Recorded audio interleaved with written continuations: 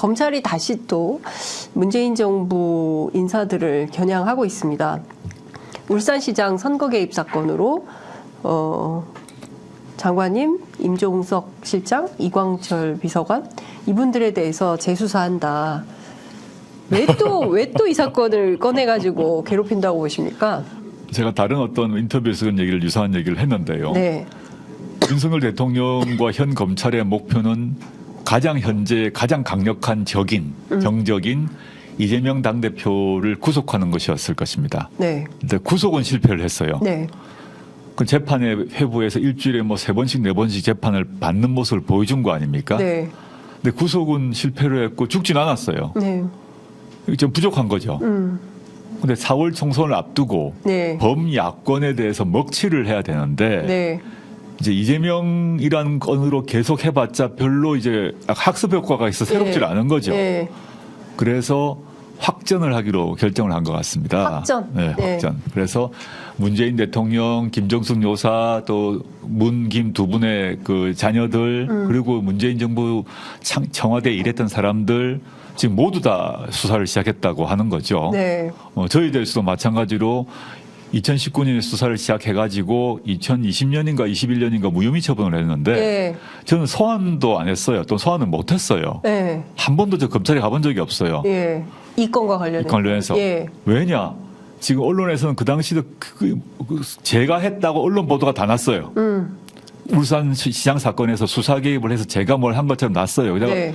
실소를 금할 수 없었는데 부르면 제가 가서 다 말하겠다 또는 보겠다 했는데 나중에 재판 얘기 다 뭐 판결 났지 않습니까? 1심 판결 뭐 공소장에도 그 마찬가지고 문제가 됐다는 첩보 문건을 제가 만들지도 않았고 네. 그걸 보고받지도 않았고 네. 그 문건을 제가 박형철 반부패 비서관한테 주지도 않았고 네. 그러니까 제가 낄 수가 만들어진 사건인가요? 뭐 어떻게 봐야 그건 됩니까? 이제 외부에서 예. 송초로 시장 측 관계자가 청와대에 그걸 첩보를 하니까 그걸 가지고 이렇게 청와대 내부에서 다시 경찰로 간 것 같습니다. 네. 근데 저는 그 송초로 시장의 측근이라는 사람을 만난 적도 없고 알지도 못하고 예. 그 보고 첩보 문건을 받지도 않았고 그러니까 당연히 보지도 못했고 네. 전달도 하지 않았기 때문에 그 모든 사람을 다 털었던 겁니다. 당시에.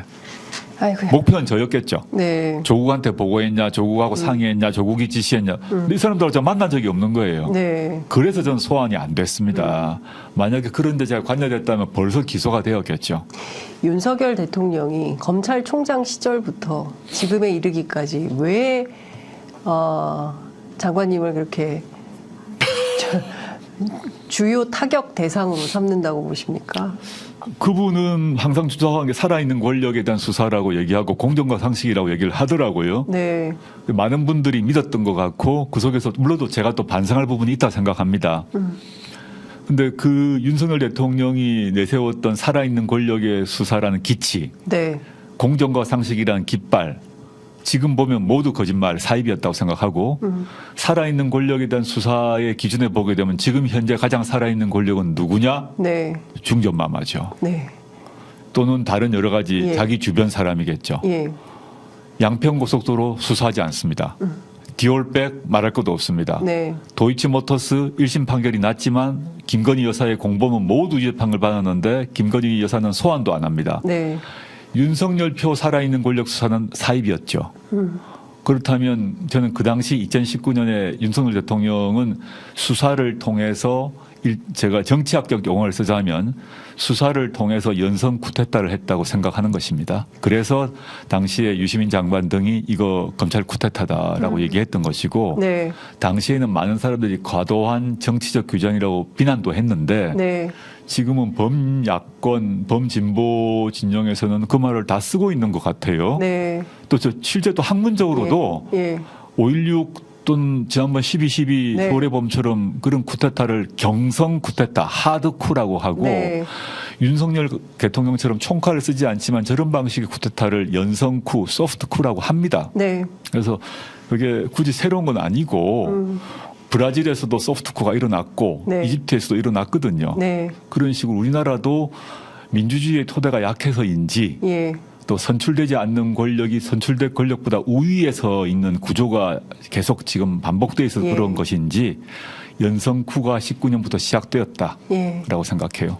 그 후과를 저희가 지금까지 치르고 그렇습니다. 있는 것인데 이거를 이번 총선에서는 어떻게든 끝내야 되지 않을까라는 생각이 좀 듭니다.